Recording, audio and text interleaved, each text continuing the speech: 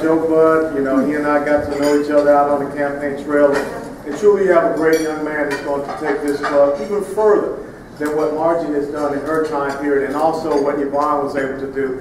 And I just want to thank this head table for being here. It's Nintendo who is going to take us to new heights as far as the state of Florida, Ira and Michael Barnett. Thank you all for taking the time to be here on a Sunday morning when, of course, there will be many better places that you could be. Let me kind of give you an update on what has happened since the new year. As many of you may know, I signed on with PJ Media, and we're working on this internet TV news program called NextGeneration.tv. Currently, right now, I'm working out in Los Angeles, and that's a challenge for a Southern boy to be out in Los Angeles. But Monday through Friday out there taping these shows, and then I come home on the weekend, or I get the opportunity to go out and speak. Last weekend, this time, I had the great opportunity to go up to North Kingstown, Rhode Island, and speak to about 250, 300 people up there. And that was pretty much so the state of Rhode Island's Republican Party. But the good thing is that even in Rhode Island, you have people that are standing up for conservative principles and values, and they're yearning to have people come and inspire them so that they can turn Rhode Island around and get it on the right track. And when you think about the economy there, the unemployment situation there, how people are leaving Rhode Island just the same as they're leaving California, now is the time for us to take our message to every single corner of the United States of America. As well, you know, we have just launched an incredible new foundation, and also an American Legacy Guardian PAC. It's going to be located right here in Boca Raton. It's right off of Congress Avenue. And the whole purpose of that is to ensure the lessons that I learned in being a candidate and a member of Congress, we can ensure that no one else has to go through those obstacles and challenges. So the whole purpose of this foundation and this PAC is to ensure that we get more minority and military conservatives, so that truly we can have the face of this Republican Party represent the true face of America. And understand one simple thing: when you look at the movie Lincoln, the one thing we've got to get to the black community, tell them to come back home. Come back home to this country.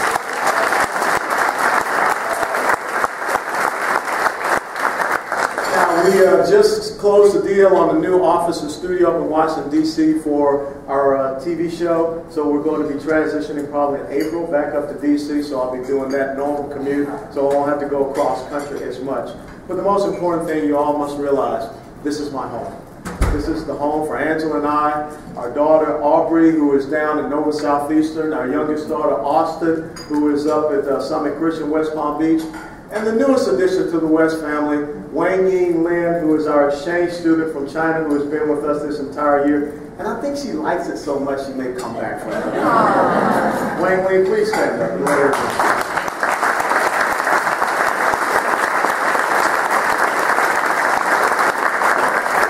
Okay, we just finished the Conservative Political Action Conference, CPAC, 40th anniversary, 2013.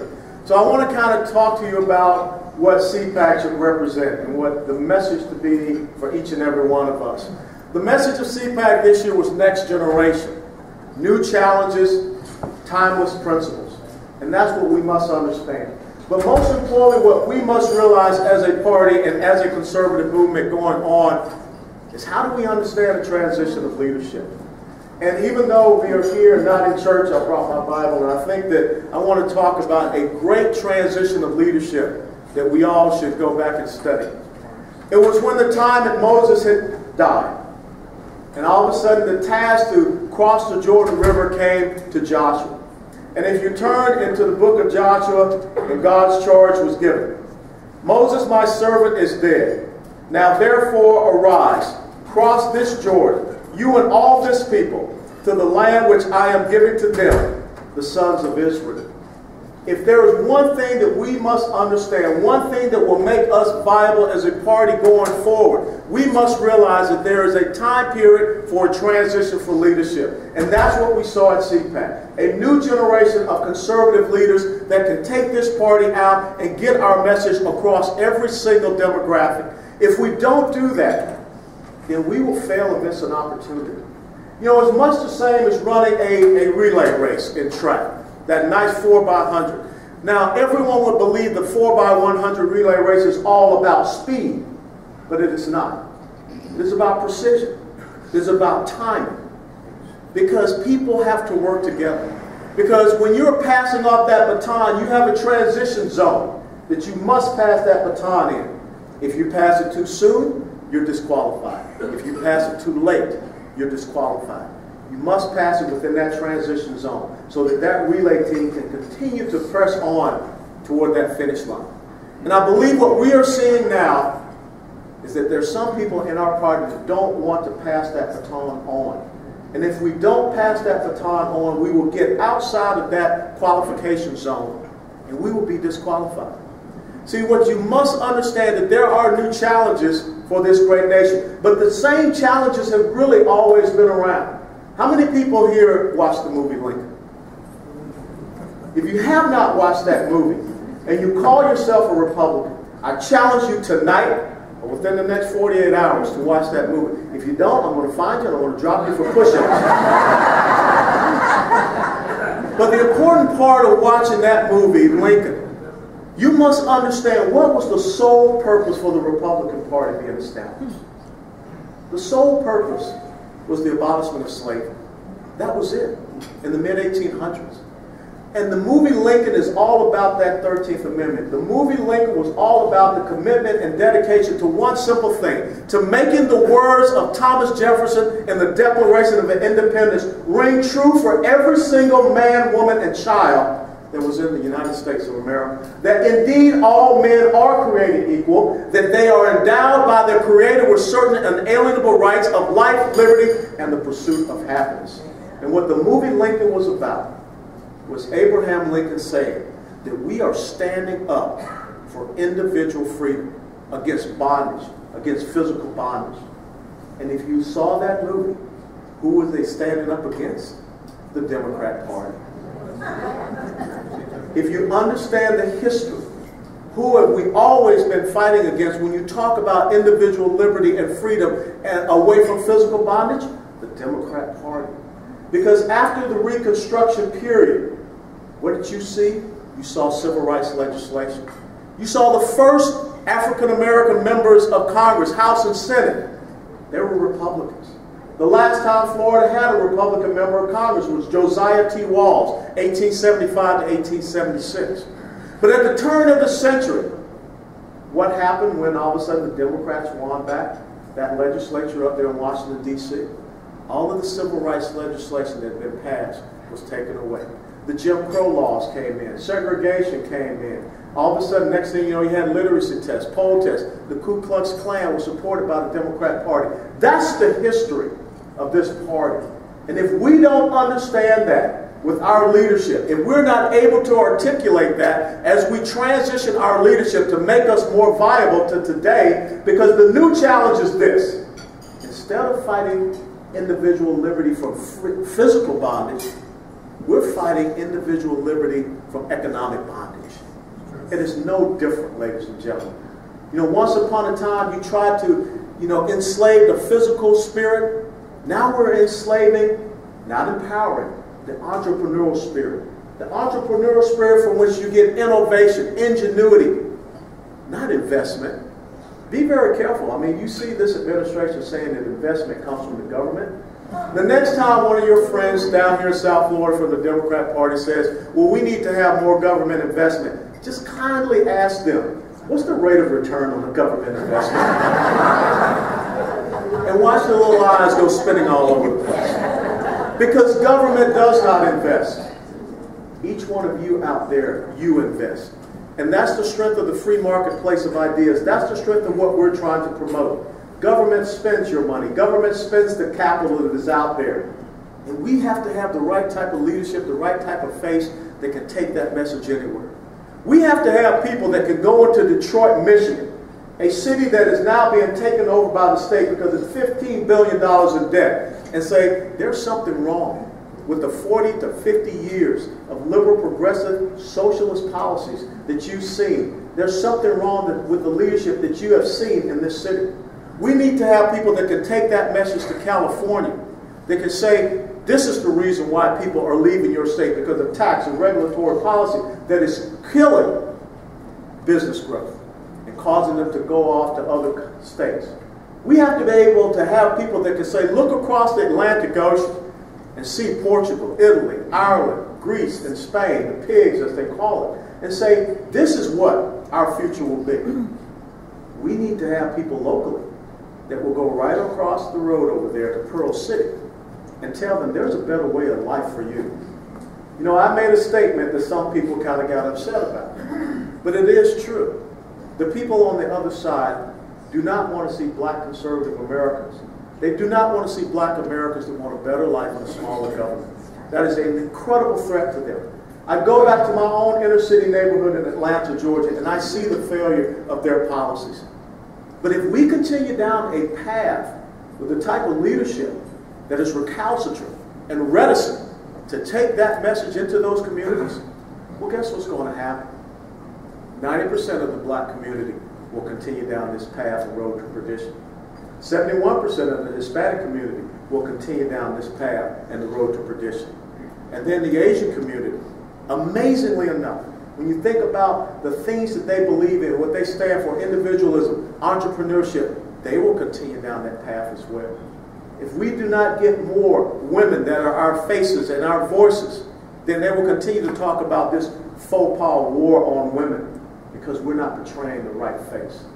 Now is the time for us to have that transition in leadership. Now is the time for the next generation to make sure that we meet these new challenges. But we cannot ever get rid of our principles. The problem I see with us as Republicans is that we start to pick up the Palm Beach Post or the South Florida Sun Sentinel or the New York Times or the Washington Post, or we tune over to ABC, NBC, MSNBC, and they become the ones to tell us what our policy should be.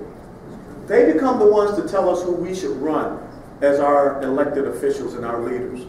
If we don't get back to understanding exactly what Ronald Reagan did, exactly what Abraham Lincoln did, we must show people a contrast in principle and value. When you show people a contrast, when you stand resolute, when you stand committed, when you stand convicted, when you use your character, it means you do what is right when no one is watching. The American people will be drawn to you. Think about 30 years ago, March the 8th, 1983. Ronald Reagan gave that incredible evil empire speech. And he said that there is good and evil in the world. He said we are not going to reduce our nuclear arsenal. He said it is folly to believe in appeasing and compromising with your enemies and your adversaries. Where do we find ourselves today? The exact same thing. See, you know, George Santayana said back in the 1920s that those who refuse to learn from history are doomed to repeat it. Go back and understand who we are as Republicans. Go back and understand what we have stood for. Go back and understand what we represent from the 1850s to today. Those are the timeless principles that are even more relevant than they were when Abraham Lincoln sat and said, we will have the 13th Amendment, and we will win this Civil War, and we will bring this union back together.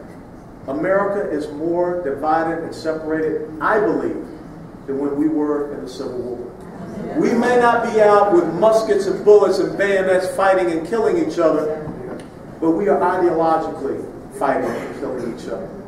And if we cannot be the ones that bring this country back together on principle, then we will go the way of the Whig Party pretty soon.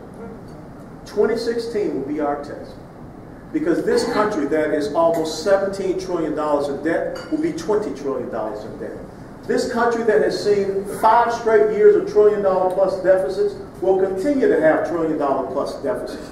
This country that has seen more people end up on food stamps now than the entire population of the country of Spain. 47 million Americans. Think about what has happened in Washington, D.C., 25% of them on food stamps. Our message is great. Why didn't we as Republicans go into the black community and talk about school choice and failing schools? Because the first thing that President Obama did in January 2009, he canceled the D.C. school voucher program. And if you have an opportunity to go and look at the schools in Washington, D.C., you will see how terrible they are. We are a party that talks about a vision for a future.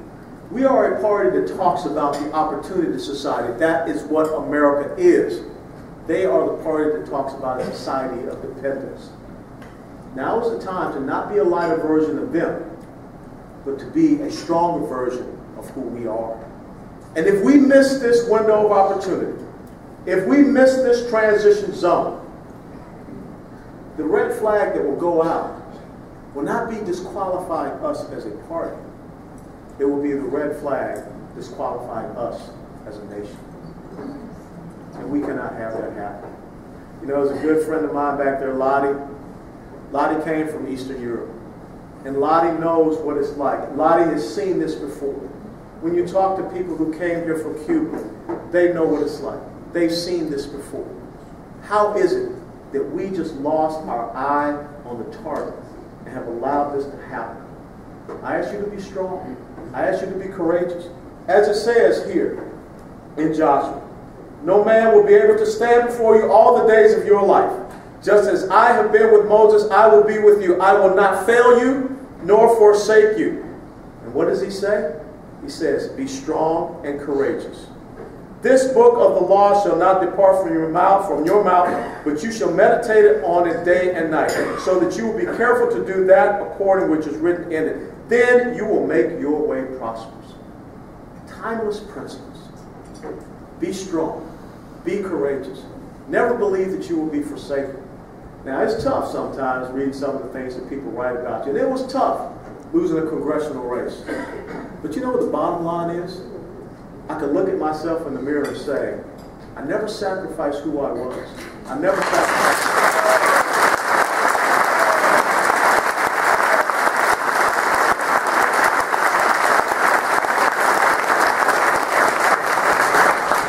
Let us take action, not worrying about winning and losing our own individual races. Let us stand on principle, because we will win or lose a nation.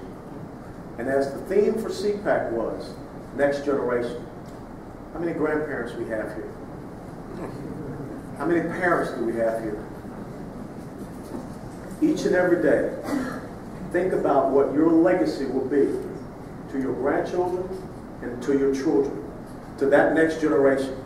Because for me to have had parents that were born in 1920 and 1931 in South Alabama and South Georgia, for me to be standing here before you today is the fulfillment of the dream that they had for me. The fulfillment of the exceptionalism of what America is, that says no matter where you are born, no matter where you come from, you can be great. Think about the story of Alexander Hamilton. He was a bastard child, born in a distant outpost of the British Empire. But somehow he made his way to the United States of America. And his great quote was the quote that my mother raised me on. A man must stand for something or else he will fall for anything. And coming here to the United States of America, he served in the Continental Army. He fought against the British. He became a member of the Continental Congress and became a co-author of the greatest document that the world has ever known, the United States Constitution. He became our first Secretary of the Treasury. That's the legacy that each and every one of us must be committed to ensure that every child, every grandchild will have in this country.